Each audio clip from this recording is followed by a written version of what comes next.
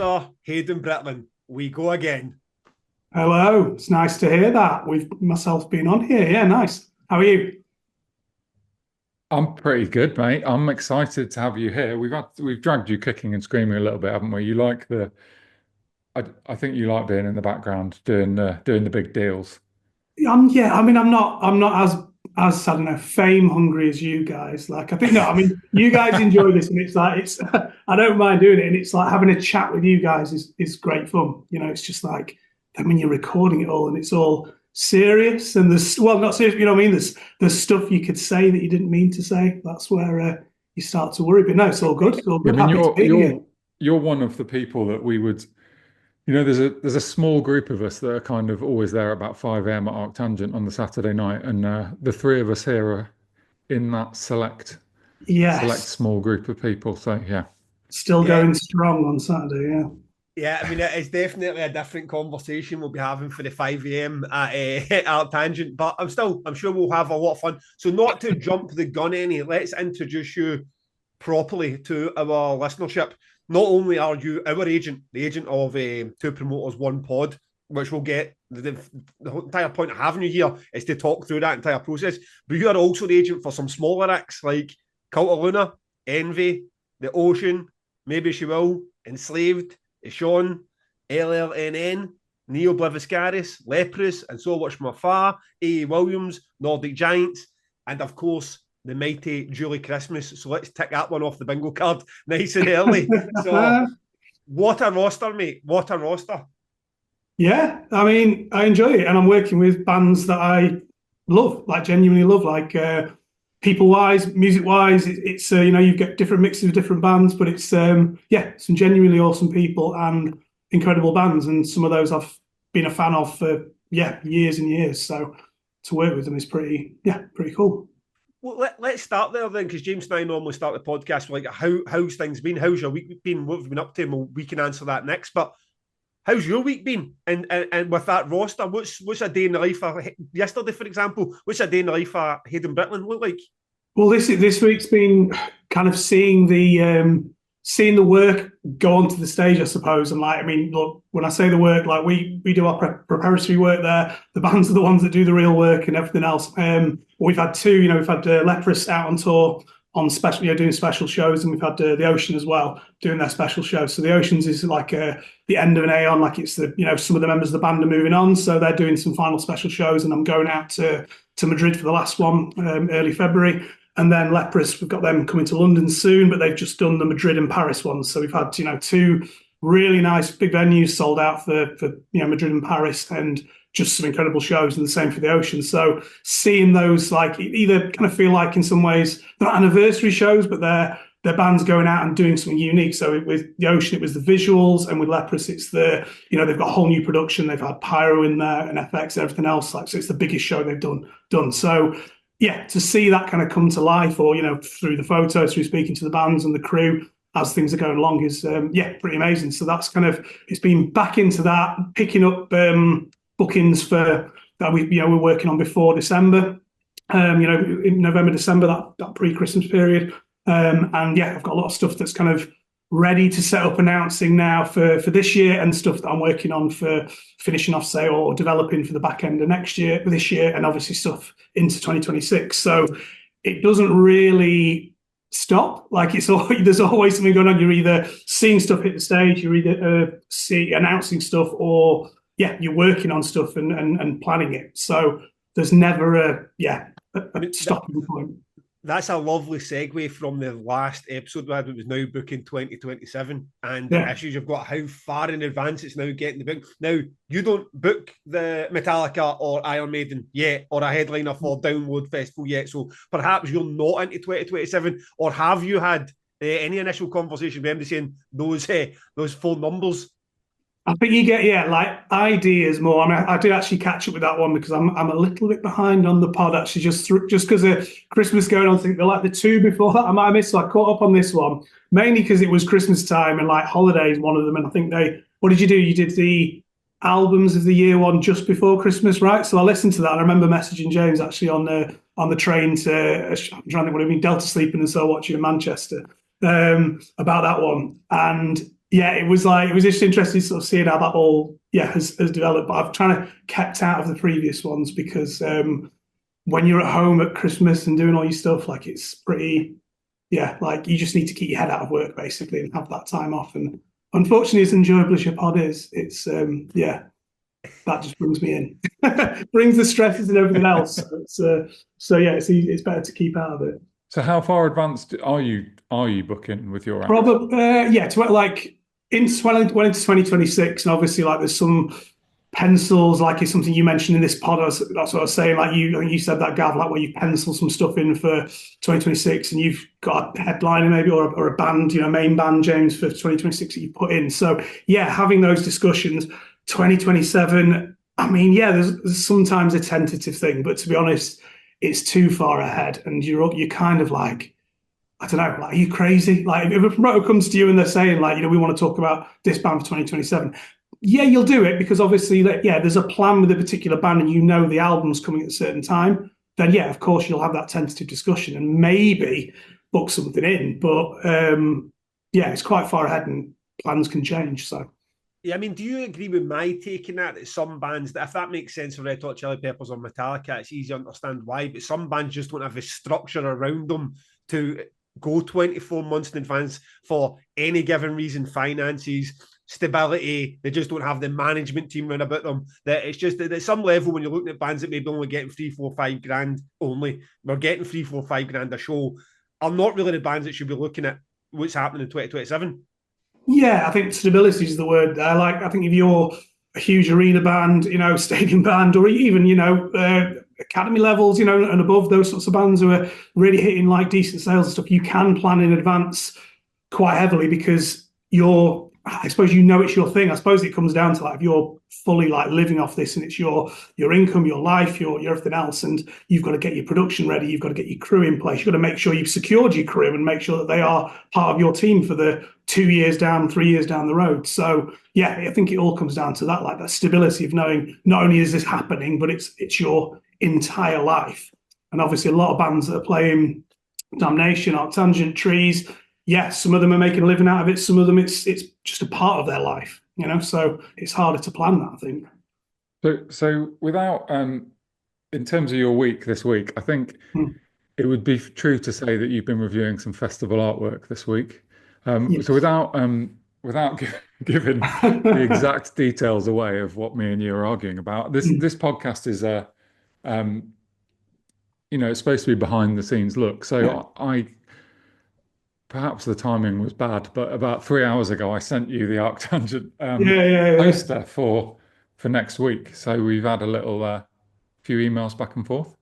I think the timing was quite good actually, because it does mean we can talk about that here. Like it's so what we're discussing at the moment is maybe like the balance of how you bill a band based on sales, other things like streaming, other numbers, outside of the live side, but also kind of status and the type of booking.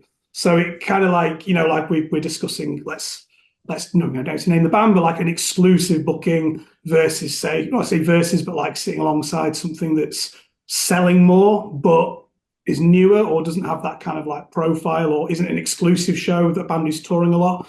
I thought it's kind of good timing because it's an interesting topic of how you approach it, and every festival does it in a different way. Every agent does it in a different way as well. So I've got a loose understanding. I'm trying to keep the Arctangent and Trees lineups blind to me, so I can react to them live. I've got a loose understanding of what this conversation's about. And actually, Hayden, that's my argument to almost every agent I've ever had. If I get a pig destroyer flying into the UK for the first time in 8 years, and I want them at the top end of the poster, and I've got an agent saying to me, my band sells 600 tickets per city, and you've got no evidence to say that Pig Destroyer can do that per city in the UK, how can they possibly be above you? I find that argument for me gets shot down, and it has to get quite heated. I believe this for my event, whereas the agents always come back saying ticket sales rule everything, and this is why I want that band. But I'm using Pig Destroyer as an example because one that came to mind. But that is the type of band that maybe regionally they would only do 300 tickets, but come to something like Damnation and doing it as an exclusive fly-in, it's worth to us, I don't know, 1,500 tickets, So it's interesting that you feel the same way. My experience, not with you, but with other agents, is they don't take that into account at all. They just want to look at the bare facts of how many did you sell in London, and that's it, the be all and end all. I mean, I'll definitely use that argument sometime as well. I mean, yeah, of course, there is an element of like using the argument that suits your argument.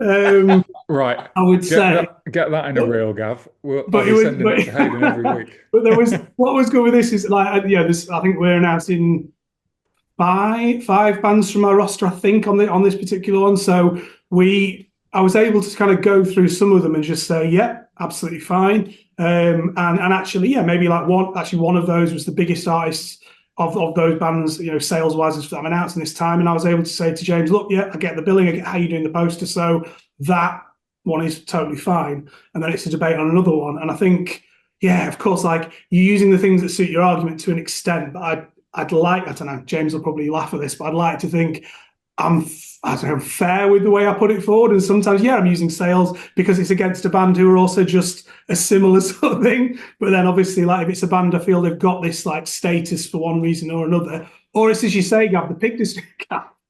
Hayden, I need to interrupt you. No, you are so far removed from balanced and fair. It's like balanced and fair is the map. Okay, you're you're in China here. That's how far you are from balanced and fair. Yeah, it's taken Gav 12 minutes. That's a fair point. I think like the Big Detroit example's about right, and that's a similar-ish thing, I think, to what me and James are talking about at the minute. And yeah, maybe I'm sort of also saying like you've got this thing, so you could make more of it. I think that's maybe part of it as well. Yeah. I mean, I feel like we could do because you are. I mean, I'm not joking when I say that. I mean, you are one of the most like a dog with a bone when it comes to the billing and all posters. I mean, that's why you go to someone like you to be your agent when you've got a podcast. You know you're going to go and fight a good fight. But how across the scale of your bands and your wide and varied roster, how many bands are invested in the billing of their logo on the poster as much as you are invested in billing on the logo on their behalf? Most bands are invested in it, yeah. Most bands are invested in it and they do want to have a fair sort of billing. Sometimes some bands will go too far and you have to sort of say, hold on a minute, like that. I think, I will always back my artist, my client, and I will always want to do that. But I also have a relationship with the festival, with the promoter. And like, if I think the artist is being unreasonable, then I would say, and I sort of say it to the artist and discuss that or explain the reasons why the artwork is like it is. But most bands are, but I mean, funnily enough, like I did have a billing discussion recently on an artist who, decent sized artist should be certain presence and hadn't been put there, and kind of did it before I even speak to them because I just knew it was the wrong billing. It was regardless of whether they were too fussed. And then when I sent it through the artwork, I was like, the artwork's sorted, just so you know, there was a bit of a billing issue, but it's fine. And, the response was, yeah, cheers for sorting that. We don't really care that much, though. And it was like, they just didn't give a shit, really. So that was unusual. I'm so used to bands being super sort of like, not crazy into it, but like it is an important part of the profiling of the band and just making sure they've got the right status and the right look on a poster, a fair look. And yeah, I think that's important. And of course, that other agents, other bands, managers, etc., are pushing for theirs. So if you don't push, then someone. I suppose that's the easy thing for you and James. If one person's pushing and someone else isn't, then yeah, it makes your life easy. You just go, fine, I'll stick that one up there. Well, this is the problem, of course, isn't it? When one agent wants one thing and another agent wants the complete opposite, and it's whether you send it to them at the same time or different times, and it's basically impossible to please everyone. So this is when you get, like in a week's time, we'll still be having this conversation probably. So yeah. No, it's tough. And I don't envy it. Basically, it's a hard thing to like actually deal with, and we don't make life easy. Okay. I feel like, Hayden, we could go down any rabbit hole with you and stay there for a full pod. So before we get into our whole tour, James, how's your week been? Well, in brief, I went to see Better Lovers and Frontier on Friday. I was the promoter. Me and Miles were on that show. Absolutely packed. Frontier were brilliant. I haven't seen Frontier for years. But whenever they last played Arctangent, they were great. Had a little chat with Ped from the band after the show about trying to get them back to ATG soon. So that's pretty exciting. And yeah, Better Lovers. I mean, it's Every Time I Die and Greg from Dillinger, isn't it? So they're very good at what they do. They're very, very, very good at what they do. So yeah, lovely show. And I, to be honest, when you get like a super group sort of thing, they're never guaranteed to be popular. I think often they fall flat on their face. The fact that they can do, I don't know if it's like eight or 900 tickets they did in Bristol. They've got one EP and one album. It was pretty good. Pretty good. Um, they're worth nearly as many tickets as their previous bands, or they will be soon. So yeah, Yeah, that first tour flip. I mean, they did that. I mean, they did the Brunel up here, which is 400 cap, and I remember it sold out really quick. I guess it was a Fleece down in Bristol. Was that first tour? I remember that just selling super quick, and you kind of you wonder if that sells like that, great. But then because it's a super group, it's a new thing. You kind of think, is it actually going to roll on? Is it just everyone's a bit hyped and excited? They see it once and they're like, but obviously they were that good that you've doubled sales basically, haven't you? Yeah, which is it's as you know, no guarantee. So yeah, that was good Friday night out. And then I mean, some mad shit going on with ATG booking at the moment. So we're going to do this podcast next week, aren't we, Gav, where you blind react to the lineup, which comes out on Thursday next week. I was going to try and get us to record that podcast really early, so we had it planned. But now the lineup is like, even though we've the artworks with the agents now, as we just discussed, I've still got potentially two more headliners dropping in the next couple of days. So, but it has got very complicated, which I will explain on the podcast once it's out there why it's got complicated. But yeah, it's been a really crazy, unusual week of booking for me, which I haven't experienced anything exactly like this before. Sorry to be cryptic, but I can't be specific. Well, looking forward to tackling that. Looking forward to tackling that in the next pod. Then, if you get even more to add alongside my reaction to the lineup, I have only one thing to say, and it's "we good dude." Okay, that's how you pronounce it. I don't want to hear. Listen, first off, I'm going to clear up.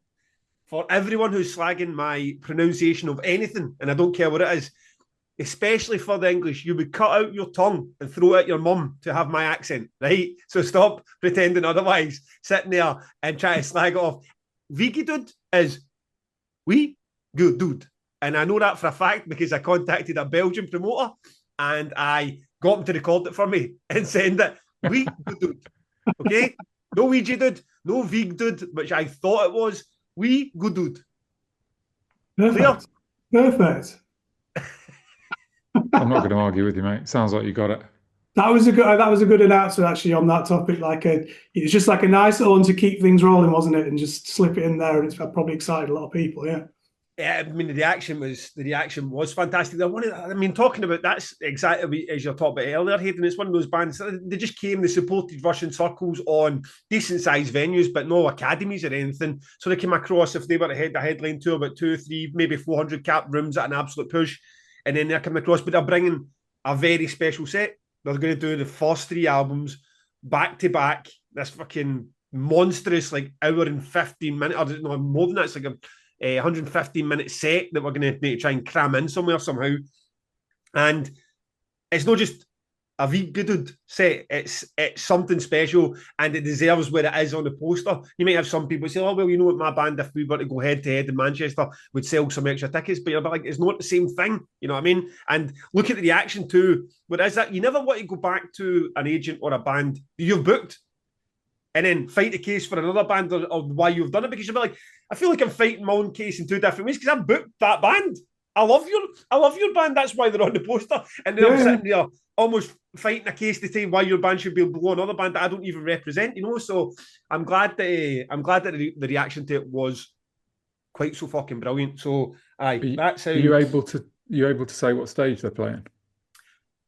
Yes. Oh no, I'll be the second stage, the second arena, and it will be on the returning bands day, the Sunday. So oh, fuck it, right? We're here, aren't we? But let's just get it out. My thinking is they will close the stage, but won't necessarily be the headliner. So the deal's done that there may well be a band bigger than them below them, and they'll get all the headliners right, be it the dressing room, the sound check, whatever.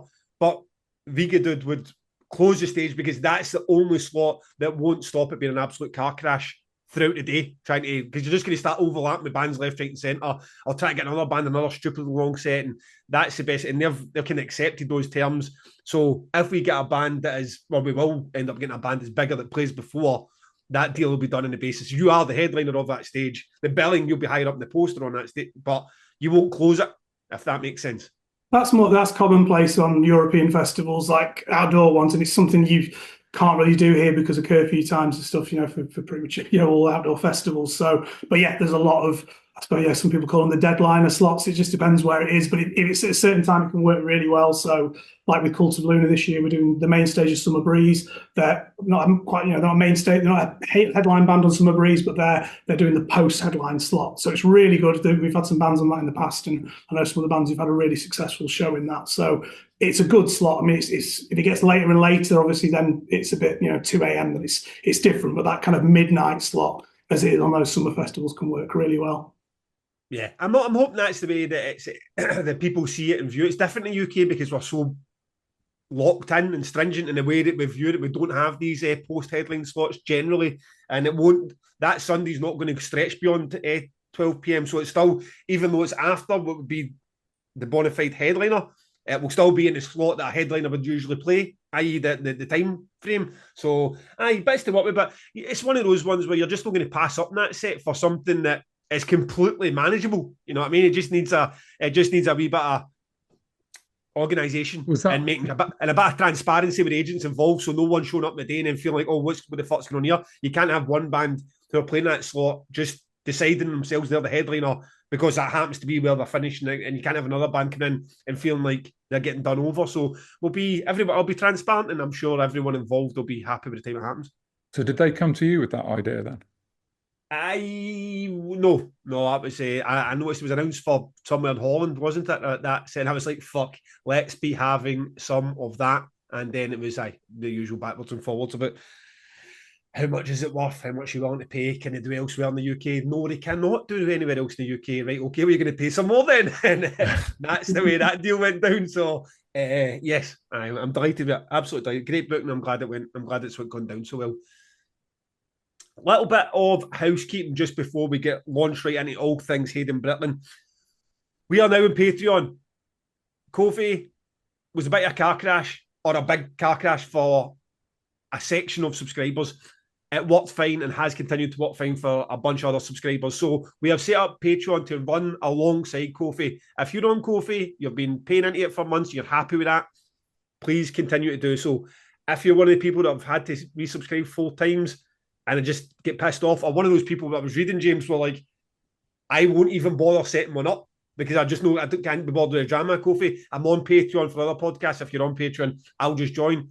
Then great, thank you, because it's been a great start to that. With it's weird, Patreon's at a different setup. There's like 60 people on Patreon so far, but I know maybe 40 of them at pay. So they've got this random 20 people that are on a Patreon but not paying anything. So I don't know how that all works. I'll get to the bottom of it, but thanks for bearing with us, the folk who did go through time after time after time of resubscribing and failing with Kofi. Thank you for now going over to Patreon. If you want to set one up, you're happy to do. We're happy for you doing either platform, but Patreon does seem to be the one that works best. Haydn, let's get in about it with you. James, hit us off for the first question, pal. Okay. Paul Hutchins says, what convinced you that this could work as a tour? So what convinced you on the podcast tour? I mean, a few things. Like, obviously, the success of the podcast is the first thing. It's hard to see how that translates and, where you get to on sales and stuff like that. But I think you guys were, I think I've talked to you both like at different points about, briefly where you kind of what you expected from this and the overall impressions that you didn't expect the success. You expected it to do okay, but you didn't expect it to be as successful as it is, did you? So seeing how well it's done, and you can just tell that from listening every week, and you're still genuinely kind of marveling and grateful that people are downloading, in their hundreds and thousands and really into it. So that was just an indicator, and obviously it being the subject matter it is. it's in the live music world. So it just felt like when this conversation started, it was like, yeah, of course this can work as a tour. You got to be careful with it, but yeah, like people are going to come out because people want to, yeah, like live these things, and other podcasts have shown that as well.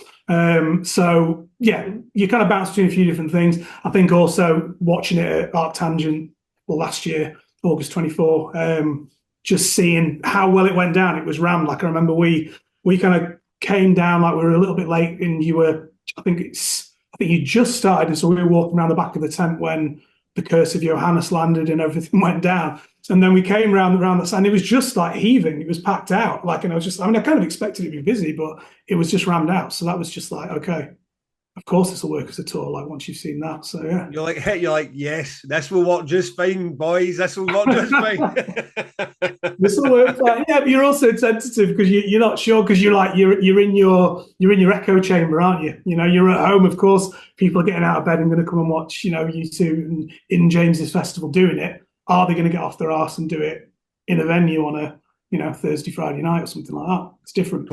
Totally agree. In fact, of the three of us, I was definitely the most tentative about it all. We're most nervous and the most ready for a bit of a slap in the face when it came to the 2 tickets we sold in Birmingham and be like, how do we get ourselves out of this muddle? But even when I highlighted those concerns, he still went and booked us a 300 cap room in Gloucester. So it's a bit like, Gavin, I'll decide, mate. I'll decide where we're going. So the challenges you took us on, we appreciate that. We appreciate all the interest we had for folk, because like the amount of bands, the amount of frustrated, good, young, up and coming bands that listen to this, and a lot of them get the same question: how the fuck do you get an agent? Why can't we get an agent? We want an agent. And then you've got us two clowns getting so much interest from across the board. So we can understand that frustration. We appreciate that people were willing to take us on. But what was the initial challenges for you when you have a podcast now? I think we've just went through your roster. You have done this for decades. You've now worked with the biggest festivals across Europe, if not the world. And now you've got a podcast with us two. What's the initial day one? So, right, what's the challenges here? How do I make this work the way I would make it work for a tour for the ocean? I think you being promoters played a big part in how we did this. So those early discussions, there was almost just like some places were a no-brainer on who we were going to work with. Like this in Leeds was always going to go into the Brood now, because that's just a venue I worked with. I've run a festival that years and years ago, for 6 years, and have put countless gigs into, and the venue I visit the most. And I was just like that. And I know it so well, and that is the place it has to be in Leeds. In Bristol, like it was only ever going to be Miles promoting this. Yes, there were other discussions.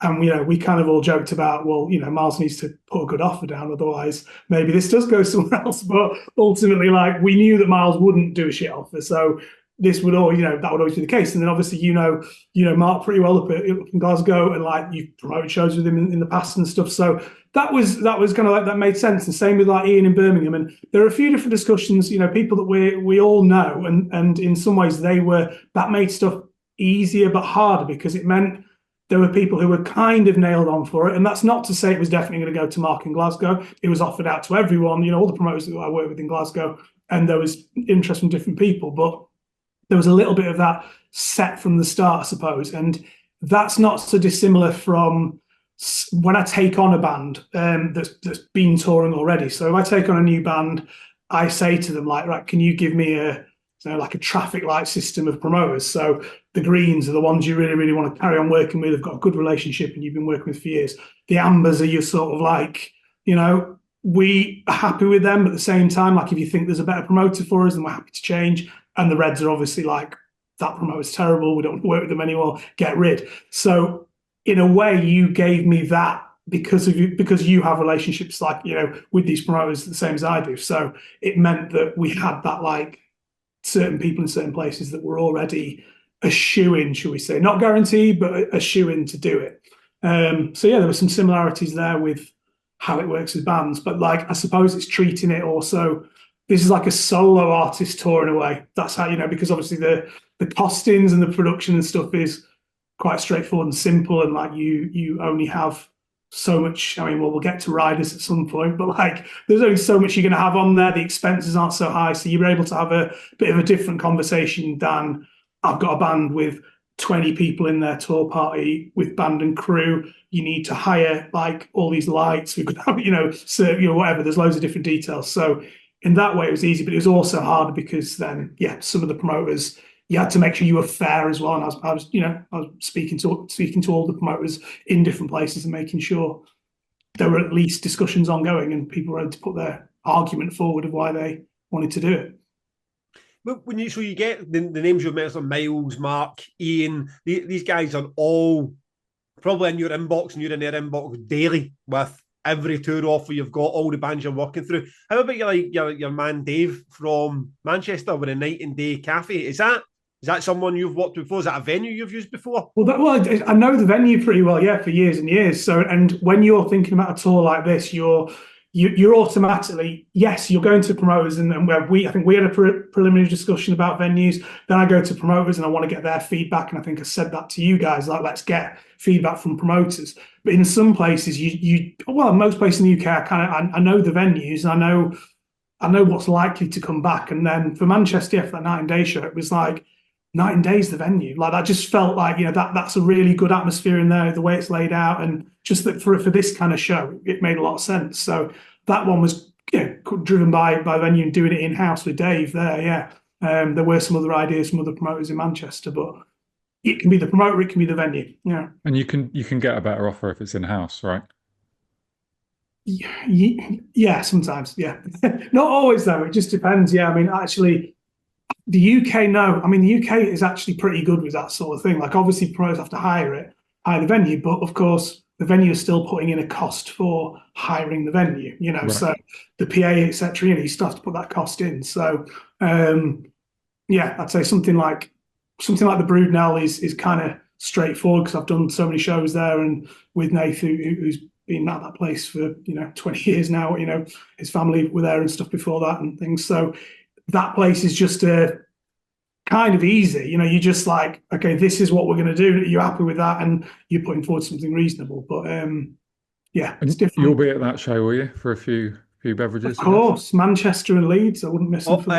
Manchester and Leeds who are getting your company. Brilliant. Of course. Okay, and these questions are the way it's done, because James put it to the two promoters, one group, and it was a bunch of great questions in there. Hopefully we can get to some of the quickfire ones later if we have the time. So these questions are kind of coming from our episode plan, sort of mashed in with questions that were asked that were similar. So a sort of part two to this was a Breville Williams asking, was there an issue finding those venues? I mean, you've talked about Night and Day there, but I mean, Ian Shaw books Birmingham through your traditional metal and rock clubs. So you would get the Asylum or the Institute, I think it's down there. I don't think he ever worked in a Glee club before. So was there issues where, like the Bush Hall in London, was there an issue trying to find the suitable venues when these guys are coming up and saying, why don't you do Audio in Glasgow, and why don't you do Rebellion in Manchester, where it's more like that's the ones they're used to using? Yeah, funny enough, like with Ian, it was a case of he has this like really famous comedy club in Birmingham. So that was, yes, Ian works in like metal venues, rock venues, and we didn't want to go into those in general. We wanted to sort of like see what there was around, basically, and see the different possibilities. But the fact he had that particular venue in the end made it work out really well. I think there might have been a point where we weren't sure we could get Glee, and then I was kind of like pushing with Ian and saying, well, look, we need to look at other places. And I think I was even looking into some and saying, like, well, what about this place? There's this room in this place in town that's really nice, and like it gets used for events. Why aren't we looking at that? Why are we looking at metal clubs? So you've got to sometimes give a bit of a nudge, and like that's fine, like, just have those discussions and things. But the event, generally speaking, I think it just depends on the place. Like Miles Kent with a really nice place for Bristol, and I think in some ways we all might have liked to have every single venue like a little theatre or a comedy club, but that's also a bit boring. Like if you've got the same style venues every night, it's not like this is I don't know, like a singer-songwriter going out with a string quartet where you're saying, right, this has to be in like, City Varieties in Leeds, or one of these really old music hall venues, or a theatre, or somewhere where the venue blows people away when they walk in. It's so beautiful. This doesn't have to be nice, because this is also in the rock metal world. It's a podcast. it's kind of like a comedy night. Like it's going to be good fun. It's going to be a laugh. James is slightly smiling. That makes me fucking terrified of hearing you say that. That's the most nervous bit. But you know, that's it. So it's kind of like a comedy night. So you've got to, you know. But we're playing in the Hen and Chicken in Bristol. That is a venue that I've only ever been to see brilliant comedy in. And you're now telling me I'm supposed to be the comedy act. It's fucking scary. Yeah. Because we just chat, don't we? We're not trying to be funny ever, really. Oddly enough, James, I never knew that at all about the Bristol venue, so you've made me nervous. The venue I'm most nervous about getting into is the Glee Club, because it is a comedy club. That stage has just had comedians on it. Probably no other pipeline than us two are going up there like, are you okay, ready for a right good chuckle here? And you're right. A lot of people do say that they're laughing and putting it on podcast, but we've never thought about telling a joke. So you need to make sure that you keep that as well, because as soon as you try to be funny, I guarantee that'll be the first time you're not funny. So you just need to trust in the system and don't freeze up by the time you get to the Glee Club. That's my thinking and hope. Yeah. No, it's a natural. Sorry, go on, James. No, you go, Hayden. It's your. I was just going to say it's a natural thing, I think, for you two now. Like you've been doing this for, how many pods have you done? This will be 54. What? Yeah, that's tons. Really, that's tons to be sat there for an hour and a half talking just two people, most of them.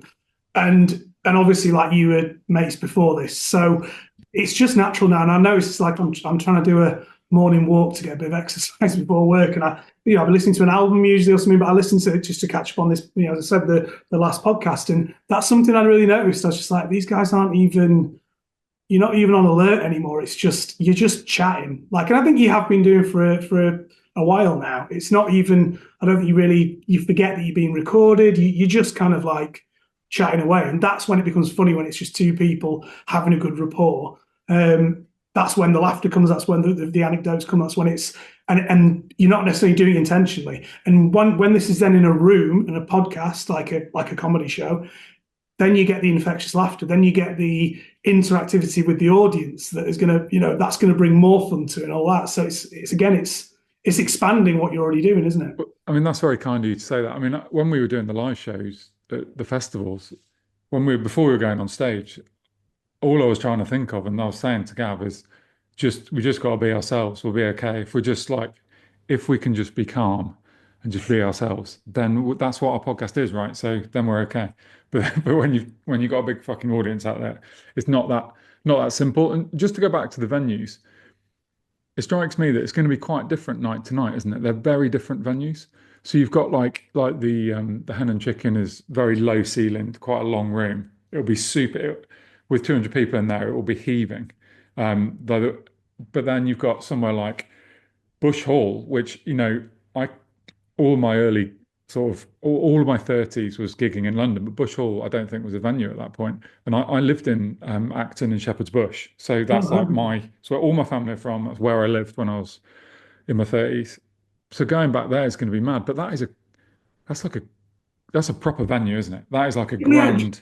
It's actually it's a really good venue, because what it is it's the happy medium between. So like when I've been booking bands, that's whatever 15 years, like you've got some of these tours, the band decides to do, like, we want to do a special show with the strings in there or whatever it is. Bush Hall fits that remit of being between two things. So you can just put like a normal show in there, like obviously Sex Pistols, for example, with Frank Carter just did those benefit shows for it. That's a punk rock show, and actually funny enough, it's kind of like Free Trade Hall in Manchester or something. It is actually what bands had to used to play in. So like, it's actually really nice old rooms more often. But it's really pretty in a nice room, but it's just a big rectangle. There's no obstructions. So it's a big gig room, and you put the stage in, and it's kind of in the middle of being a normal gig room and a pretty nice room, or a theatre tour room. Yeah. And Village Wembley in Gloucester. I mean, it's like when somebody sent me the video of Skindred playing the same venue, I was like, come on, guys, is it too late? Can we not save ourselves from Gloucester? No. No, that's a nice one though, and that one will be good. I mean, it's home for trees, and like that'll be nice. That. There's going to be some people think they're all coming on the guest list. I got a text from Mark, that is one of the organisers of the trees, this morning, saying, reminding you I need guest lists. So the problem with Gloucester is it's very friend focused. So we need to Jim, the promoter, needs to Well, it's tell where you everyone, draw the line, isn't it? And I mean, buy I a have to ticket. say, I think Mark probably is on the right side of the line. To be Yeah, fair, he's on the right. He's I on the mean, right there are side of the line. 2,000 trees is kind of in this podcast. So I mean, I'd back Mark on that one. Yeah. Yeah, agreed. So how did you go about? Is it different negotiating fees for what we're doing compared to the normal situation with the band, or is it just basically the same deal? Pretty much the same, I'd say. It's just on the understanding and knowing that the costs aren't going to be too high. There's only going to be 3 or 4 of you on the road, max, and like just things like that where it's in some ways, I suppose a promoter can look at it and say it's less of a risk.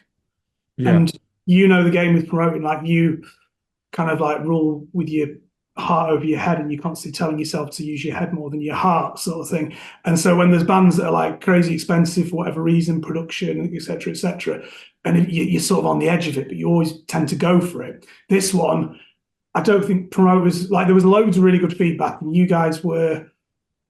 were all right, James. Gav was less so. Gav was like, "What's going on? Have we got response? Are people into it?" Yeah, you were more nervous about it, which is absolutely fair enough. But the response was really good, and part of that's because people know it should be a winner.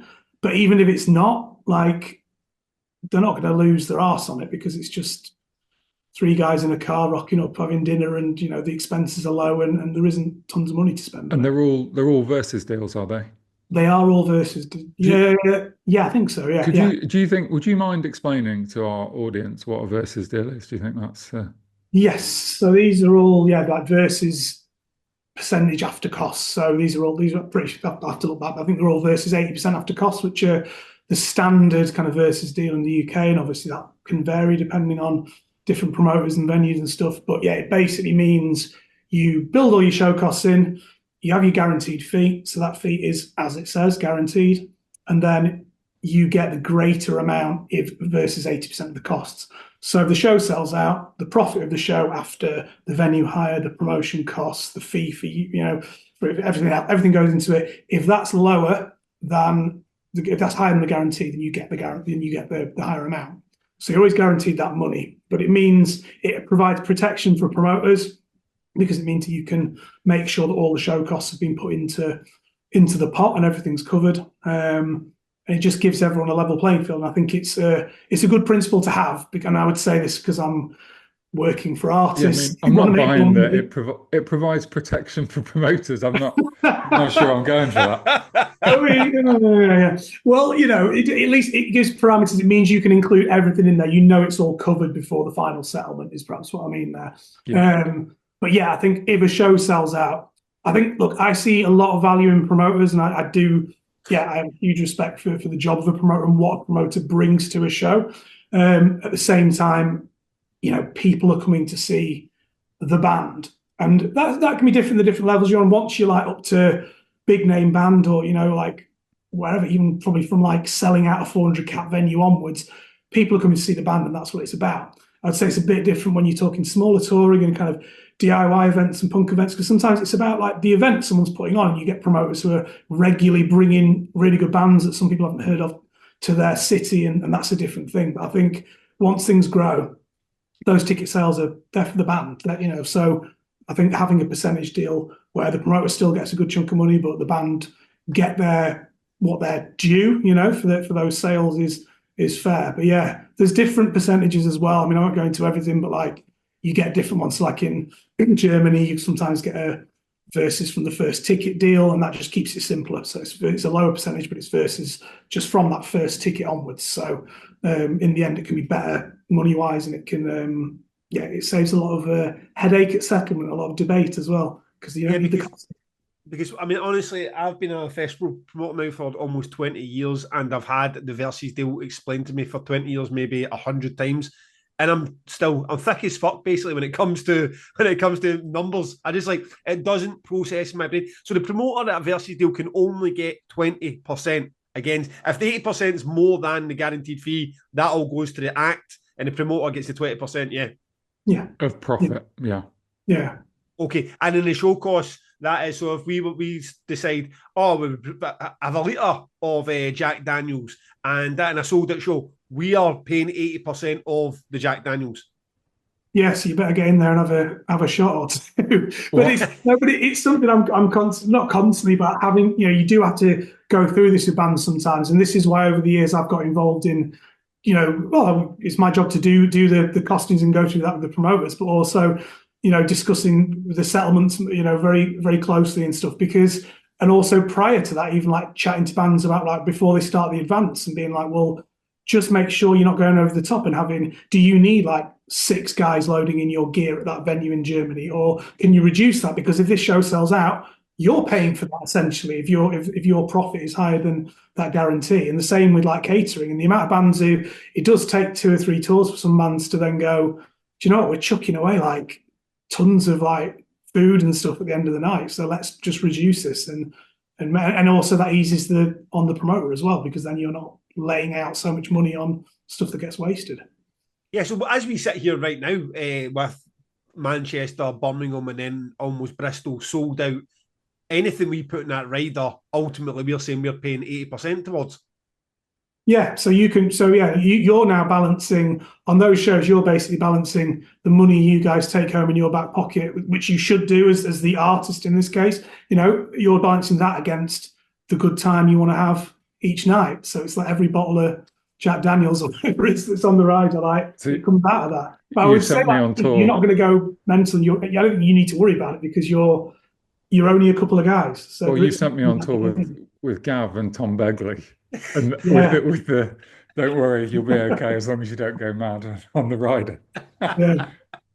Maybe I can be the sort of middleman on that one, James. Okay, lovely deal. I'll vet the rider when it comes in and just let you know. I think when it comes to the rider, obviously we're having to start that, and it will be. Listen, I'm looking forward to having a chat about it and what we actually put down. We'll probably publish what is eventually our final rider, but I can't see it being more than a couple of hot meals and some booze. But when you done that deal, when you got those fees?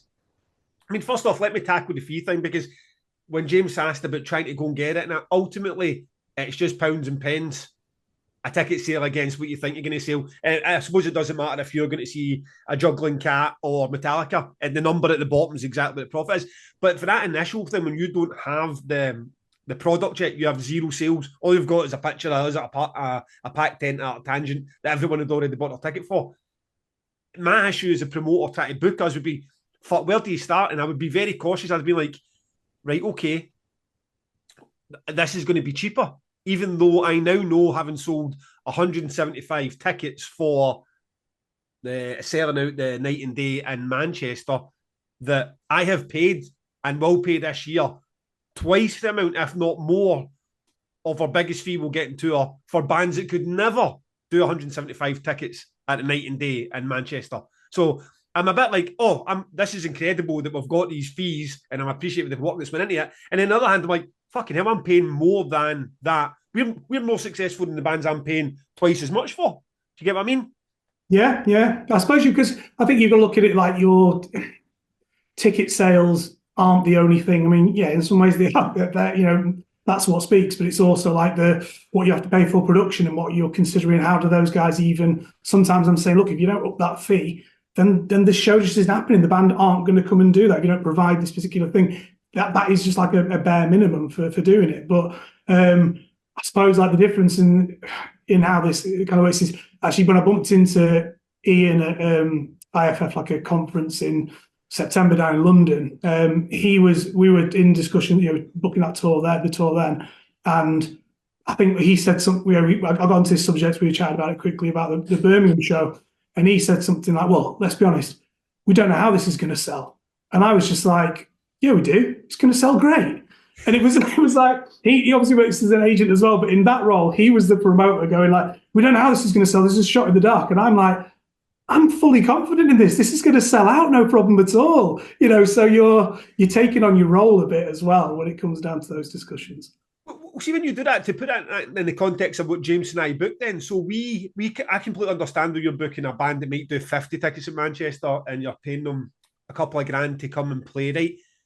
I know that they need to get flights and a crew and production and possibly a drum kit and get that around about Europe. And even a couple of grand is not going to cover their costs. So you kind of accept that as part of the festival. Now you've got that in your arsenal. If a festival comes to you and says, we want to book 2 promoters, 1 pod, and you go, this sells 300 tickets in London. I mean, that takes away a lot of the grey area about what things are worth. You'd be like, if a band sells 300 tickets in London, or 2 promoters, 1 pod sells 300 tickets in London to the same sort of audience, then what's the difference here? Is that where, do you feel you've got a bit more might about the agency side of it when the ticket sales are in place?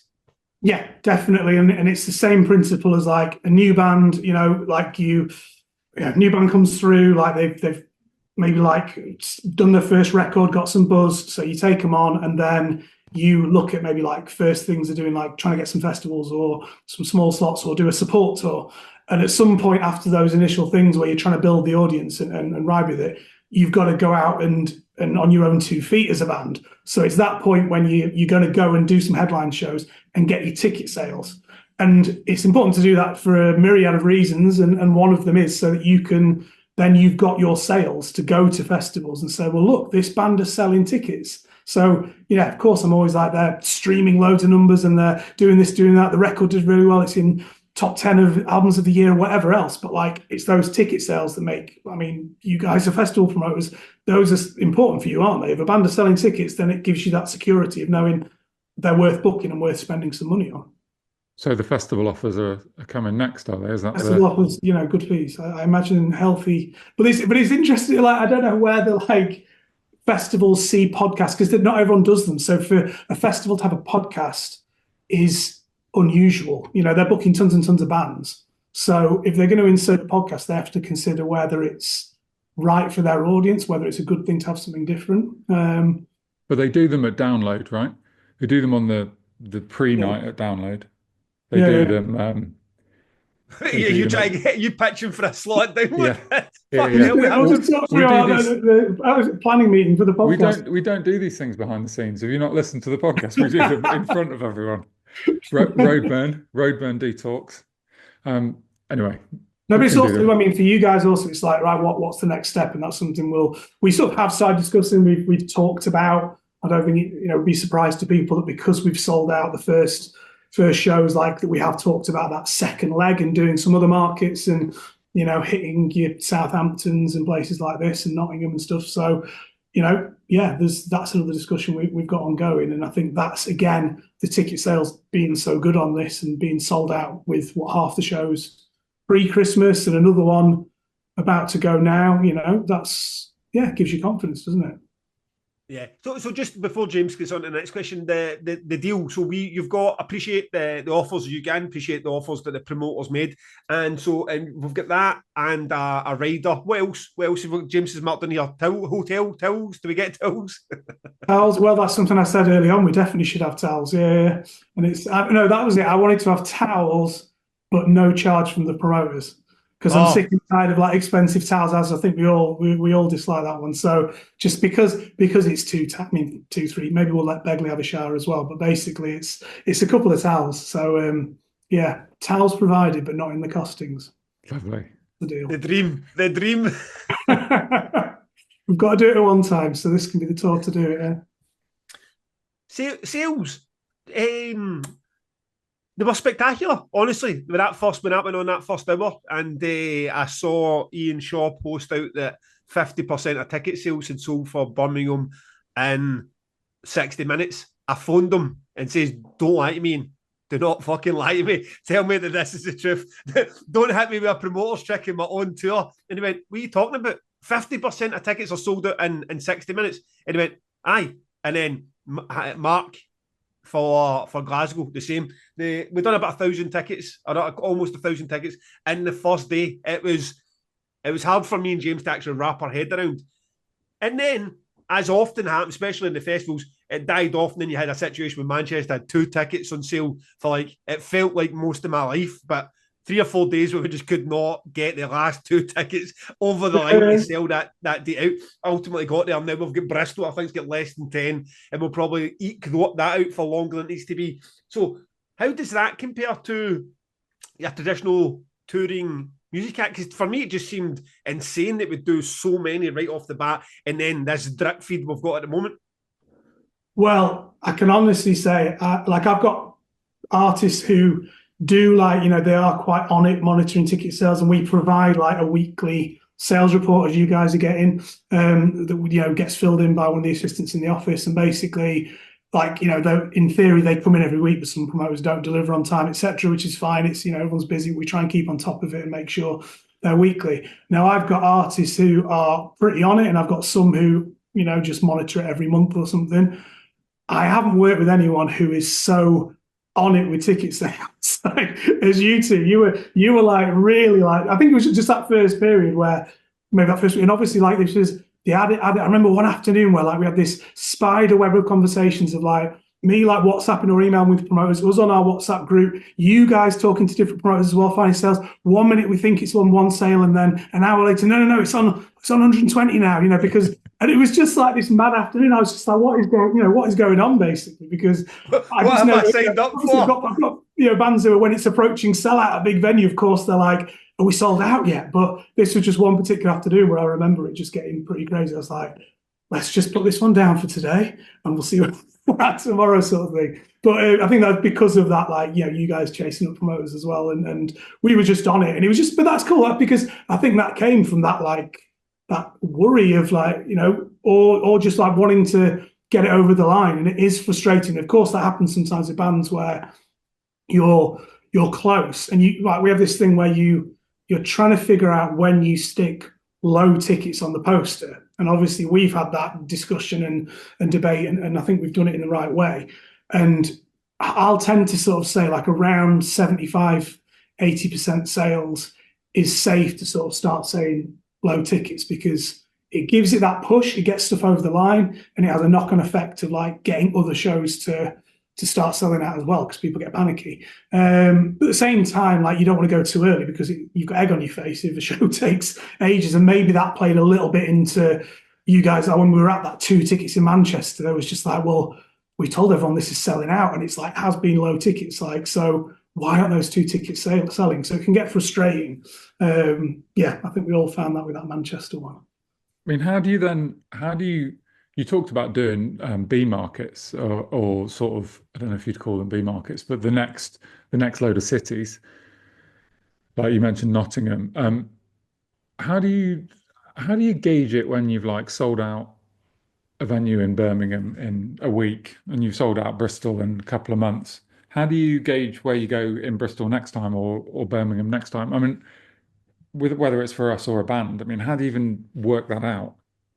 Do you do the same venue next time? Do you double it? I mean, it depends. Yeah, it depends on the circumstances of the next tour. So if we're talking about the same cities, like if it's the ones that have sold that far in advance, then that's a pretty obvious indicator of, we should move up a bit bigger on a venue. There's various, things that play a part in that, like, it's the first tour. So people might watch one and might be like, okay, we've seen it now. But, we just talked about Better Lovers earlier, and people went to those first shows after they sold out really quick, and now the sales have doubled. People are obviously hyped. So in a way, you're like a band in this. Like, if you're crap, people are going to be like, oh, okay, they're not that good. I like the record. I like the podcast, but they're not that good as a live act.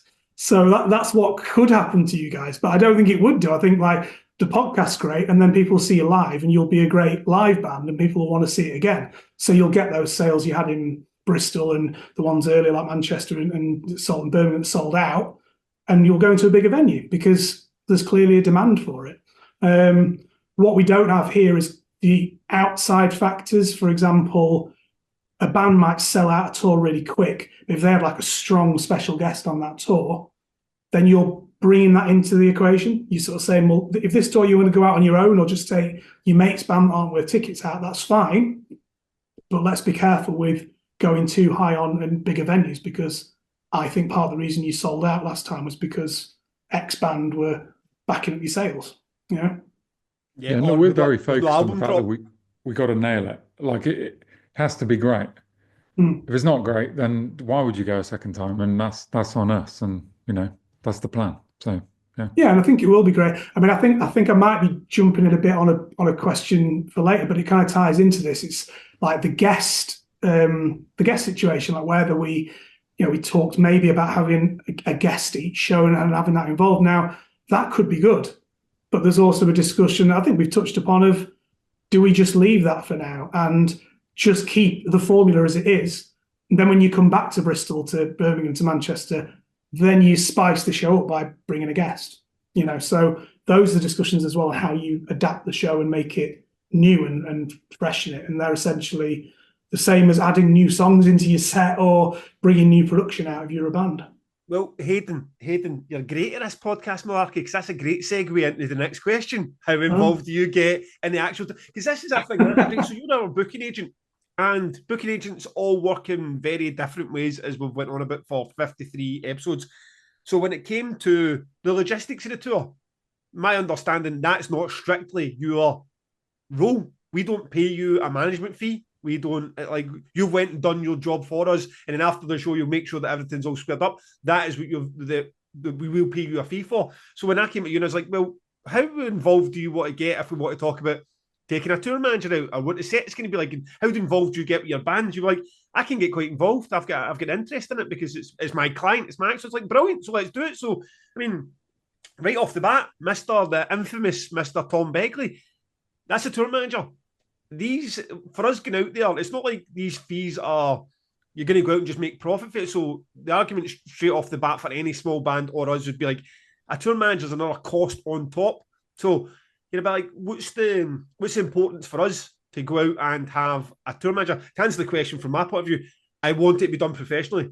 I want everything set up for us to go out on stage and be able to perform, because I've got a nervous energy about it. I want to go out and focus all my attention on having a good set. I don't want to be worrying about the mics and the banner and who's selling shit and who's recording shit and how we're getting for it to be. I want a professional to come on board, and fucking Tom Begley does that for Converge. That's good enough for me. So what was your opinion on it? Yeah, I mean, look, firstly, yeah, happy to get involved to an extent with that. And yeah, with this, it was all straightforward stuff. It's just advice on like what you could be doing this in, whether you need a van or just a big car, and the kind of vehicles and where you can save money. Just stuff I've been involved with over the years. So it doesn't really take too much time to kind of go through that. I think it's not dissimilar to like the conversations we're having about costs. So like when you sold out the show, then you're thinking about how much fun do we want to have versus how much money do we want to take home in our back pocket, sort of thing. Like, so do you want the extra bottle of Jack Daniels, or do you want to, take it more cash home? So that comes into play with like Begley, for example, to tour manager. Begley's the perfect guy because he's like your mate. So you'll have a really good time with him on the road. And the point is like having a tour manager so that you two can go out and enjoy this properly. And like you say, not stress and worry about all that stuff. And your tour manager's kind of like, I don't know, like we have this conversation with bands a lot where with the support, sometimes you're putting your support in for sales or particular profiling or a particular style of music that a band want to have with. A lot of the time it's like taking people out that a band knows they get on with. So in this instance, Begley, he's your mate. So it's kind of like, it was a no-brainer, like to have Tom doing it. And then you're just making sure you're reining him in and making sure that you're keeping all the costs clear. But he's good at it. He's good at it. It's his job. He's a tour manager, so he knows. Like, I wouldn't even think about telling him how to do that job. He knows what he's doing. He's Mr. Tour Bus, though, isn't he? Well, Loves yeah, he's like tour bus. Yeah, that's true. So you've had to go from probably tour bus ideas down to just the car. But yeah, no, he knows what he's doing. So it's good that. But it's like even. I mean, we discussed like the driver, so I suppose we can go into it a bit, can't we? Like whether you have a driver, whether you don't. And Tom's good at like, right, well, if we've got to keep in the budget, I will work out a way to make that work, with the budget that you guys are giving him. So yeah, that's what it comes down. And that's before you've even encountered the first problem. And the thing is about unexpected problems is they're exactly that. They're unexpected, so you don't get them until there. So Tom Begley shows up at one of these venues and he goes, "You can't hang the banner here." You're about like, that's a big issue for me personally. I want our banner to be up on all the venues with that. So you've got a tour manager there to, I don't know, go and get command hooks to find a way around about it. I like whatever way you're doing, how are you going to resolve that problem? And it is not James and I resolving the problem, because nothing makes you appreciate the need for a tour manager like showing up at 2,000 Trees a couple of hours before your set and walking out of a room where kids are playing with Lego blocks and James is organising a festival and you're on stage holding a bit of material going, "What's happening?" And people looking at you blankly like, "I don't know, who are you and why are you here?" I mean, at that point, like, fuck, the next 2 hours I should really be prepping for the first time I'm ever going to go on stage live. And now all I'm doing is panicking. that nothing's get through because there's no tour manager. Now, the truth of that, may have been a professional outfit like 2000 G's, that the people that were all going to come and sort that showed up 60 minutes later and sorted that. But I didn't know that. So I can't go to James in the middle organise his festival. So you're a bit like, fuck me, I'd do anything. I'd give my right arm right now to have a tour manager because this would already have been sorted. You know what I mean? So at that point, I was a bit like, if we ever do go out on tour, there will be a tour manager with us because I want this. I want someone who does this for a living, making sure that I don't walk out the stage feeling like a fish out of water again. Yeah, it's about... Sorry, go on, Jim. The middle ground that he finds, that Begley manages to find between being professional and also being great to hang out with, is like perfect for us, isn't it? And he won't take any shit if things aren't working out. He will make sure that the technical side and the banner and all that stuff is done properly, but also he's I think he'll be a calming presence for us, is how I feel about it, and that's going to be that's a big deal for me. I just want to be relaxed when we start, or as relaxed as I can be at the start of every show. Just easy to it. That's exactly what I was going to say about being relaxed, basically. Like you guys want to be relaxed and be chilled and just be in the zone like you are for these podcasts. Because if you're not, then it's not going to be the podcast. It's going to be two guys stressed in front of a load of people and getting stage fright, and it's going to be a different thing. So you don't want that. Okay, listen, we've got a few questions from the group, from the listeners, and then hopefully we can get to on the records because I've got short of about 25 minutes left before we need to go on a school run, and James's deadline of there'll never be a podcast longer than an hour and 45 minutes, which I'm happy to stick to, James. Happy to stick to it. So Sarah Gilbert, the famous Sarah Gilbert, artist liaison at both Arctangent and Trees, has a brilliant question that leads on perfect for the last one. Now, this is definitely meant as a dig. This is not a compliment, people. Okay? from a promoter who works ahead, and I know that this is not meant complimentary. You're one of the most hands-on agents when you're on site. Are you like this at all events? And if so, how did that way of working development? Let's start with just that part of it. Why are you so fucking? Why are you a pest on site? On this one, so Sarah is like James's like head of artist liaison now, and has been kind of like she's worked with other people in that role and kind of like I suppose worked her way through Arctangent and Trees as far as I know, and she's kind of like she's the first point of contact for bands when they arrive, and she's dealing with all this shit. Now, I've kind of, because I've been coming to the festival since the start. Like Arctangent, like any festival, and the same with Damnation, same with every festival, you start at a certain point and you grow into that certain role. Now, one thing I have had to think about this question, actually. I did get prepped on this one. But basically, one thing I think with this difference with like Trees and Arctangent that I've discussed with James in the past is that production elements on Arctangent, because of the nature of those bands, there just seems to be a lot more, and specific amps and stuff like that. There's like more of that stuff to deal with on Arctangent. And I think Sarah got really, really good at dealing with that. But yeah, I've got involved with it on, I suppose, just on Arctangent because partly like when there's been bands with no tour managers, and because I've known Sarah, if there's a problem, then I'll speak to her about it. Like I've been down a somewhere on site, like me and her, like down a road on a buggy, trying to get phone reception because the production guy who was booking stuff at the time booked smoking rooms for Boris. That was it, a few years ago, when they specifically have no smoking, on the thing. So we're there trying to find phone reception, try to deal with this problem. So it's little things like especially when you've got a band flying in from Japan and maybe they've not got a tour manager with them, you want to just like go the extra mile. So the simple answer to that question is like I do get involved with it to put like on Hellfest up. Help tour manage some bands on Hellfest, and I'll speak to the production people there. But generally speaking, I don't want to get involved and try to get involved. It's just now and again there's little niggles that you have to resolve, and we've had a few of them over the years. I think on both festivals, perhaps it's fair to say, but that's fine. That's not necessarily down to you guys. That's like just some kind of Yeah, no. That would be unfair. No. Niggles was all I was saying. I don't think the Cult of Luna missing the flight thing was slightly more than a niggle, wasn't it? That was quite a big one. That flight issue with, I think it was a problem with that flight, and I was found in a tent eventually after having a sleeping pill because I wasn't sleeping, and me and James and the call whole team had to deal with that. And yeah, sometimes it's like a lot harder. We like to call those sleeping pills apple bongs on the podcast, okay? That was a particularly tricky one to do with. And I was thinking about stuff like that. And I remember, Gav has this, right, how are you related to Yvonne? I'm going to bring Yvonne into the equation because she's man. She's got some health issues at the minute, so you better be kind to her. No, I love Yvonne. Yvonne's awesome. Like, she's brilliant, and she's a proper fan as well. She used to do sort of like stage repping at Damnation. And I remember one year, the Ocean are playing in Stylus, and Cult of Luna arrive, and there was no one there to like greet them outside. So I got a phone call from one of them or a message or something just saying, like, oh, we're all outside. Is someone coming to meet us? So I like grab Yvonne, whose job it was to deal with that.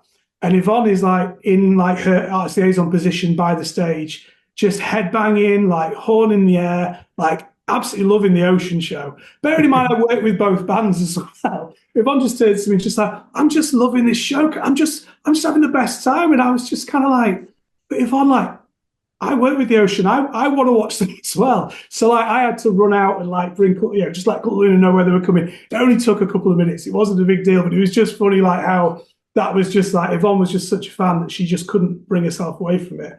And I was just like, you know what, fair enough. She's having the time of her life. Like, I'll get to watch the rest of the set. I'll see another show. So you have those little things early on, but it's more stuff that happens early on. And then as time goes on, you build relationships with people at festivals, and you maybe then just like, when you arrive on site, if you're attending, you go and say hello and catch up. And then I think Sarah now just goes, right, what are you going to be bugging me about? What issues are there? Can you see? And actually nowadays, like, I'm generally not even worried. Like, there's just like something that could happen, but it's fine. I'm sure Sarah's just cartwheeling about that band that bar when she sees you arrive. Oh yes, there's Haydn, my favourite person. I'd like to say it's helpful, but no, I did message her about that when I saw that, and she did say it was helpful, but also, kind of like, definitely you get too involved sometimes, and you have to take that step back and go, I'm not tour managing that band, or I'm not, but of course, if you go back to a band and they're sat in their dressing room and they're panicking about something, it's not in my nature to just be like, well, deal with it yourself. You know what I mean? Like, if they haven't got a tour manager, yes, some bands like Maybe She Will, Johnny Maybe She Will is like a tour manager by trade. He's always tour manager that band within the band. You've got various people in various bands that do that. But if there's no one in the band who actually does that role, and you're at a festival where you're familiar with the team there and the crew, and the band are worried about something, then you've got two choices. Tell them to deal with themselves, or go and help them and try and figure it out. So I probably err more on the try and help out and go and piss Sarah off for a bit. Yeah, that's Sarah. He's just helping out. Question. Absolutely wonderful question. He's just there to help, isn't he? Okay. Alan Bradford asks, I don't like the way he's worded this question, but I'll read it out as he said it. What are Gav's chances of getting Cult of Luna and Julie Christmas to perform Mariner again? I think what he meant to say was, given that Mariner's already been at Damnation, surely there should be other festivals in the UK that should get a Mariner set when it comes back. Like Bloodstock. This is true, and Bloodstock are booking well in advance, so... You're going to have to explain to them what Mariner is then. I had to wind you up a bit. Look, Julie, the big thing, that particular show is like, Julie is like the busiest person in the world, as you guys know, and we've talked about, like, she has her own businesses in the US and stuff, and she's just a very busy person outside of music. So getting Julie out to do stuff is a miracle, and I don't blame her for that one bit. Like, we have a great relationship. She's awesome, and but she's a busy person. That's one thing I understand with all bands. Cult of Luna, similar thing, until they all have their life outside and they only tour for a certain time, every year and stuff. So you've got certain bands who, really go for it and just want to tour all the time. And you're almost like, calm down, slow down. Like, we need to put some distance between stuff. And then you have people who are just super busy with their own life outside music. And then, Julie particularly falls into that category. She's got a lot going on. So I think we're doing 4 shows. 4 shows, 2 in May and 2 in June. This is Julie Christmas and her band shows for 2025, and we've had offers for other stuff that we've had to turn down. And I don't think Julie will do anything else later in the year. Sorry. Yeah, no Arctangent. Yeah, Right. so you've got to have them both together. And Cult Luna as well. Like we've got a tour plan, like ideas planned with stuff we've announced some festivals already. And yeah, again, that's a set sort of, that's what we're doing for 2025, and that's how it works with those guys. Like they need to keep a tight sort of period.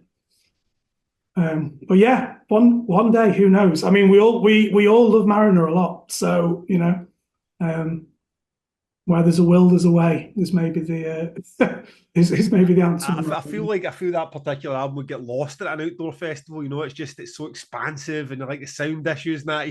If ever going to happen again, a good arena is where that should probably take place. But Warehouse in Manchester sounds about right, doesn't it, Gav? Sounds about right. Outbreak's a perfect place for fucking man. So let's get some quick fire questions. You can do one more dancers, whatever, but we'll bash through these, get it on the record, tell us how great Lou's Brews is and why you should go to Patreon, and we'll wrap this up. So, Neil Pike, how many times have you wanted to drop kick either James or Gav through a window through a booking argument? Yeah, that made me laugh when I read that. I mean, never really. I mean, we look. I think you were promoters who I've worked with for a good long while and booked a lot of shows with. I think there's not many people on our Agents Arctangent and Damnation who've booked more bands, I guess. So we've done a lot of stuff. I think we always come out the other side of bookings. Yeah, there's some that just fall into place and they're quite straightforward conversations.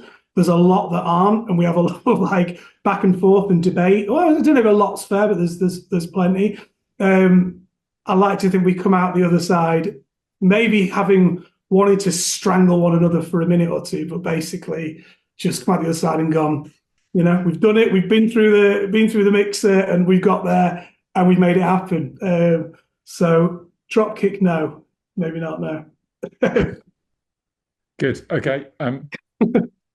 John Gandy says, if Haydn needs a quick answer or decision, which one of us does he ask? Gav's quicker on WhatsApp, so I'd say Gav. Yeah. There's actually not to bring up the name of the band on the podcast, but I am now getting sent emails of a band saying, any chance we get an answer, James, to play? I'm like, I am not involved in this fucking festival. Right.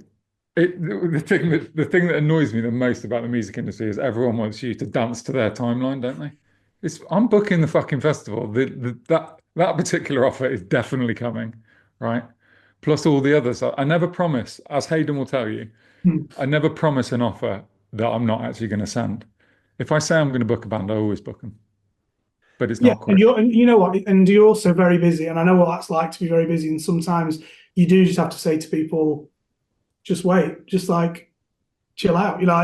Stuff can take time, or there's discussions I have to have with the band or management, and there's things that go back and forth, and you have to discuss with your team about stuff sometimes. So there is that thing there where, it's not necessarily about no response. If someone's like a promoter's chasing me and probably same for you with if an agent's hunting you down constantly, you kind of must be sometimes like, look, no response is no news. Like, I can't just be constantly giving you an update to say, sorry, no news. And you do, and you try and keep on top of it. But you're caught between, because what happens as well, right? So you've got an agent you don't really work with that often, and they send you 8 bands, and all 8 you're not that interested in, they're not even suitable for your festival, right?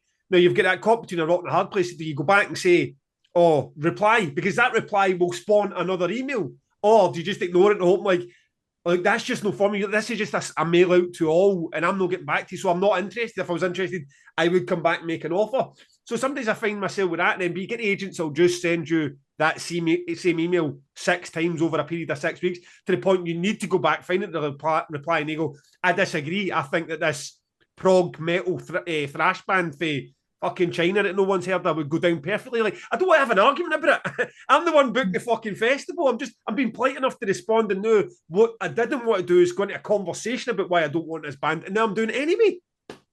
Yeah, and it's also about specific, like the particular. So, like if you are discussing 5 bands on one email, there might be reasons why one of those discussions can't carry on, but the other one can. So, I generally prefer to try and just separate stuff up and go like, we're talking about this band on your festival. Let's put the other stuff aside. Let's just focus on that and start a new email thread or a particular discussion, because it can almost put you off replying on the thing that you're actually able to discuss, because you're then knowing you're having to answer questions on stuff that you can't do yet. And you're having to show, obviously you can say no news yet, but then people still sometimes want to push on that. And you're like, there is no news. Let's just like wait until I can give you news on that.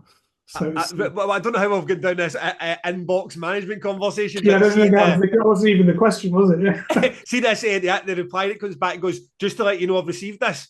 That almost annoys me more than ignoring it, because see if I go into like 17 just to let you know I've received this, but then there's no further information for me to follow up on. I'm like, I get it's politeness. I get that, but see, when you've got 100 emails getting into your inbox, you don't need another 50 just saying they've received that. I'll assume that the internet's worked between us and you have them until I find it differently. So I don't know if that's just a wee pet hate that I've got, but Jesus, when your inbox is full of them. I mean, there's a podcast. I could do a whole podcast on this stuff. I'm trying desperately not to disappear down a tangent here. Chris, I'll save you, James. Chris Rob, this is a great question, actually, but keep it short if you can. Do you prefer working with artists already aware of the workings of the industry and the business, or do you like working with fresh-faced noobs who you can give a wee bit more guidance? It doesn't matter to me. Like, yeah, simple answer. It doesn't matter. Like, I really enjoy working with bands who, know what they're doing, or have a manager who's really on it and knows what he's doing as well. But a new band who, need a bit of guidance, need a bit of, discussion on how to do it. That's good as well. It keeps it interesting for you as a booker, like, because then you're not just doing the same kind of process every time. Do you feel like you get some sort of situations where someone blurs the lines between agent and manager, and are maybe looking for a bit of management from you without, or maybe overstepping how much management they want from you without paying you any money to be a manager? I'd say it's happened maybe in the past before, but like sometimes you're just kind of getting involved in stuff because, similar to the on-site stuff, like because there's no one there to kind of deal with it. So you're just trying to help out, or you can see a hole, or you can see maybe it's sometimes just a specific issue that you've seen happen before. So you're able to use that experience and go, right, this has happened before. I understand what's going on here. So this is how I think you should deal with it. So that just comes from, it's more about, having had experience of different things as an agent and being able to kind of bring that in basically and help out in a different way. And sort of following on from that, I mean, Liam Knowles, who's our last question, says, at what stage would you say a band needs an agent? Like, what are the signs that it's time for a band to expand their team, and then in that way?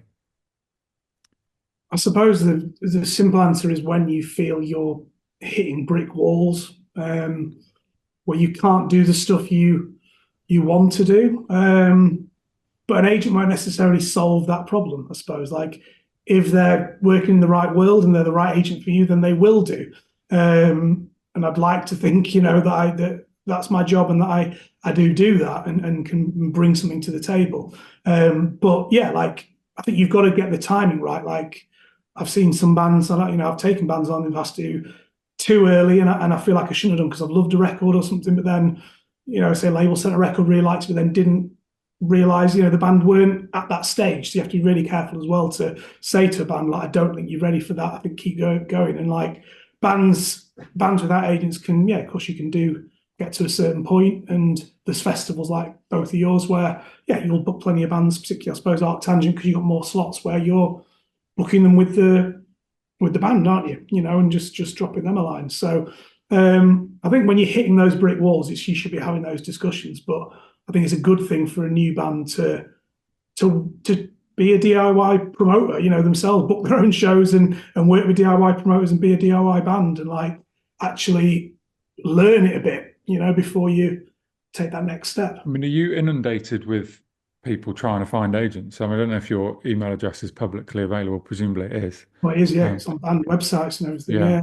So inundated. I mean, I feel like a twat saying inundated, but as in, like, I wouldn't say I'm getting like 100 emails a day, but yeah, of course, like you get a lot of bands approaching. It's a difficult thing because you're sometimes looking at like the profile of a band, but more often than not, you just like, you listen to something, and if you really love it and you think, what a great band, that's awesome. But it's very hard with a new band, especially when you've got your roster and you're busy and you feel everything's established and you want to keep within the boundaries of the time you have. It's hard to turn down something that really excites you. But yeah, I've been doing that and done that, and I've not regretted anything like that. But like, yeah, of course, like in a way, like sometimes you're happy, like just saying, like, I don't know, like a band band I turned down, we got picked up by another agent, and maybe I've had that where they've gone for a bigger agent than me, and I've picked that band up, and I'm happy when the band I've turned down then gets picked up by someone else, and I'm able to say, great, yeah, that person's perfect for you. And I've even advised before and said, yeah, I haven't got time to do this in a minute, but so and so would be really good for this kind of band, so give that person a shout. Ideal. Well, I feel that we managed to get through both those segments with anyone getting a black eye. Feels Wow. that feels successful. That was a lot of good stuff there, Hayden. I really appreciate you finally coming on. You, considering you are our agent, that was strangely difficult to get you on here, but you're here in the end, mate. We appreciate it. So let's on the record. I mean, I know everyone's just in the shadow of my overhead the Albatross recommendation now, but we'll try our best from your roster to come up with some gems. You start, Mr. Britland. Am I starting? Right, okay. So yeah, this was quite a hard question because you filled me in this yesterday, I think, and I was just like, because obviously I knew about On the Record, but the fact we were going to do it from my roster, and I think I messaged about like favoritism, like what am I supposed to, like pick one band from 20 or something. So I kind of thought of this more as like the context of, some kind of context around it, basically, so that I had a reason to choose that particular song. So the song I've chosen is Envy, and it's Will Remain to the Ashes. So it's this kind of goes back to a particular time, really, for me. Like, so it's I heard this song on a rock action compilation. I think I'd heard Envy before, but I'd not really delved into it at all. And I heard it was the last song on a Rock Action Records, which is Mogwai's label, compilation that came out in 2003. So I picked that up when it came out. And there's loads of cool stuff on this comp. And then you have this like big 12-minute epic of a song at the end of it. And actually, it's quite different from a lot of Envy material. Like it's more of a Mogwai kind of like song, really. Like it's more kind of post-rock and epic, but there's just something about like obviously the passion of his vocals is always a thing within Envy, and coupled with that, just the way the song builds and the tone of the riffs, and it's just perfection. And it came out around the time of, I was kind of thinking back on this song, and it was actually like a very formative period. This was like, say, like 2000 to 2003. You've got, I had to look up and check these dates that were roughly in that same period. But you had like White Pony by Deftones came out. You had Kid A and Amnesiac and Hail to the Thief within 3 years for Radiohead. You had At the Driving Relationship Command come out. Tool Lateralus came out around that period. FLRS Oceansize. Like there was just this like Fugazi as well, like The Argument. These incredible like coming together of I suppose like heavy music, like post music, whether that's post rock, post metal, post hardcore, with like progressive minded bands as well, like Radiohead, and just this like, I don't know, just this incredibly fertile period of music. And I sort of discovered Envy properly within that time. And that song it's just still a massive favourite. And now I work with the band and have done for a number of years. And we're finally, they've been talking with Roadburn for a number of years about doing that album. It's been one reason or another, it's difficult to get the band over. Like they have life and stuff, work and everything like a lot of bands do outside. And we're finally doing it. So in April, they're coming over for Roadburn and going to do that record. I've never, seen them perform that song before. I have seen them live, but they've never played that song. It's just one of those things that I think it's an incredible song. And also another reason for picking it was it's the back end. It's the last song on their album as well. And I think especially nowadays, people's listening habits, there's a lot of just like listening to 3 songs on an album, then moving on to the next album and just streaming first 3 songs of albums after albums. Of course, people delve in, still listen to albums, but the last song is quite often this amazing piece of work. Like I think about Mogwai, like Rock Action, like Secret Pint at the end of that, for example. Like you have these songs that are incredible at the end of a lot of albums, but a lot of people don't make it to that.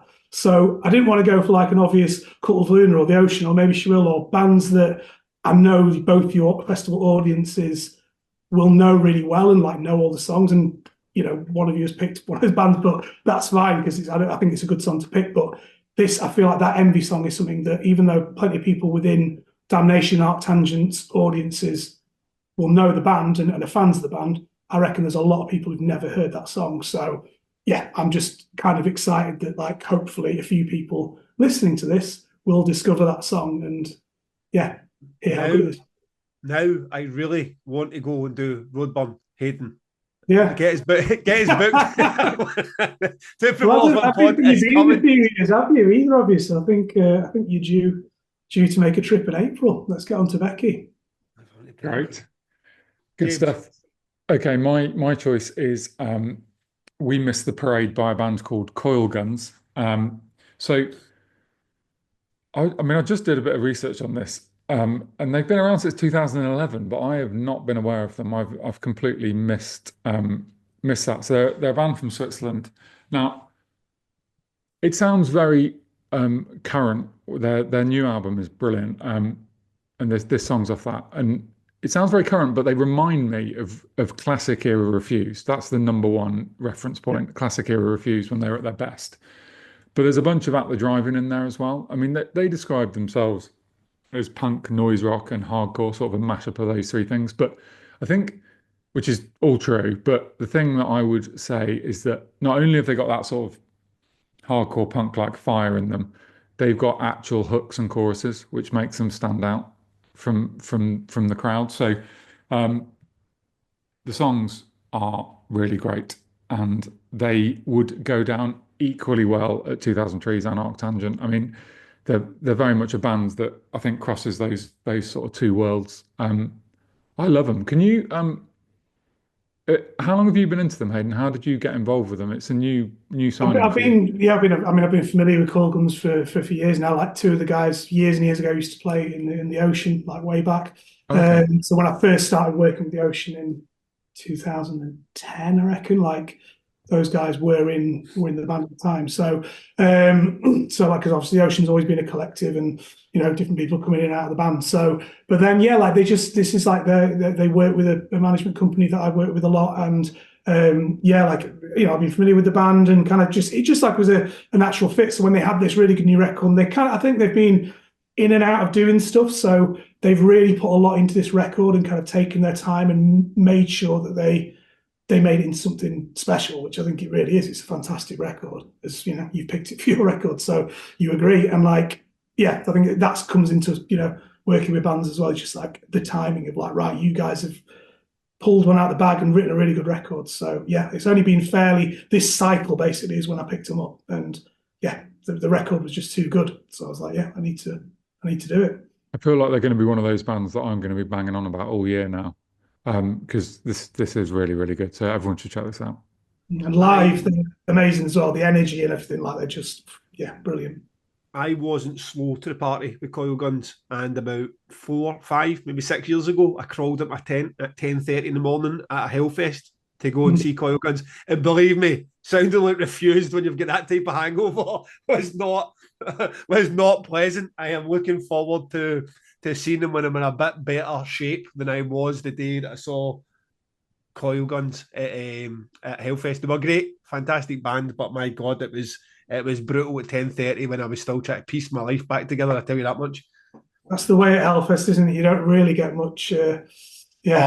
Saw High Command in the same state. I mean, I booked High Command that year for Damnation, and I was just like, why are they doing this to me? Why are they shouting at me at 10:30 in the morning? This is brutal. So anyway, my pick from Hayden's wonderful roster was my boys, and Maybe She Will. I have already put a tune of theirs, Not For Want Of Trying, which is the obvious one on the record, and I thought, let's go for it. But I'm going through I'm post-rock daft anyway, but I just don't feel that Maybe She Will get all the love that they are due. They are definitely, without doubt, especially live, a top table, Premier Division, Champions League post-rock band. And a traditional post-rock band. I mean, we listen to a lot of these bands. I mean, I've been banging on lately about Overhead Albatross, what it sounds like there's 74 musicians on stage. Maybe She Will are one of those bands that do it like the Mogwai Explosion in the Sky style. Here's keys, guitars, and a drum. I mean, especially the track I'm picking, To the Skies from a Hillside, there is not even the samples that they used in the earlier material or now in some of the later material. And it's a banger from start to a festival banger. One of the ones where I have mosh to, I've crowd surfed to. I think I started a circle pit to this track once at Arctangent. It's from start to finish, a peach of a record. I want more people, even this far down the line for maybe show. I want more people to go and check this band out and listen to me. They are top tier post rock. You will not be disappointed if you've only really heard that one, Not for One Trying with a famous sample. So yes, go and check that out. Yeah, it's interesting you even say that, because obviously like we've booked like maybe She'll with you both of you like a number of times, and like they have been around for a long time. But there is probably there is arguably like a young generation of kids coming to the festivals who maybe actually haven't picked up on them yet, which seems kind of bonkers. But I mean, yeah, they have been. They're actually the band I've worked with the longest. Like as in, I promoted them a few times when I was a promoter before I became an agent, and they were one of the early bands I took on when I became an agent. And yeah, I mean, they're all super lovely guys. Like, one of them, Matt, now plays with A. Williams as well, like, in the live band there, and he's more and more involved with that these days, as well as maybe she will. And they're just, amazing. Like, John's a good friend. They're all amazing people. So they deserve everything, all the love they get. And it's pretty exciting to think your recommendation would, put some people who've never really spent any time listening to them, because it's like a treasure trove, isn't it, of like music. If you recommend a band who've got like 5 albums worth of material to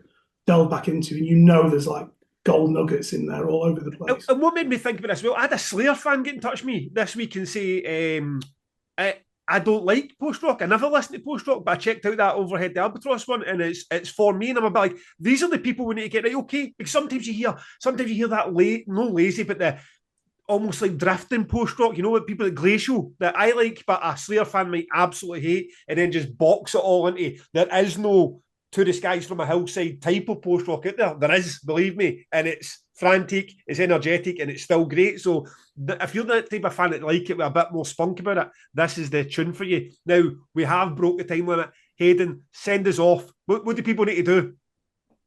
I have to say something, don't I? Sorry. Do you know what? I should have learnt my lines, shouldn't I? What do I need to say? People need to, hold on, buy the tour tickets, support on Patreon, and buy Hot Sauce and Lou's Brews. I've only ever tried, I need to get on to Lou actually, I've only ever tried the Bosque one, but it's really nice. Yeah, so he knows what he's tried bits of the festivals when he's been dipping them out or whatever, but what are your favourite ones? I feel like this has come up before, but has it changed? Damnation. The best one is either the Two Promoters one pod or the Curse These Metal Hands one. And the Damnation. All those ones are banging, really good. Yeah, it's hard for them to do a bad sauce, but the Two Promoters one sauce with a burnt peach is an absolute classic. He's slapping pickles an absolute classic. And if you really like them, mouthful, like your teeth going to fall out hot, gums burning hot, the Anal Vomit and his Cherry Bomb ones are the one for you. So yes, Haydn, that was Pod 15 for anyone who's hearing that for the first time as well. Go and get yourself 15% off. Absolute pleasure, Haydn. Let's go and collect our kids for school, and we will see you on tour. Yeah. Thank you very much for having me. It's been fun. We'll be talking soon, I'm sure. Thanks, mate. Take care, gents. Bye bye.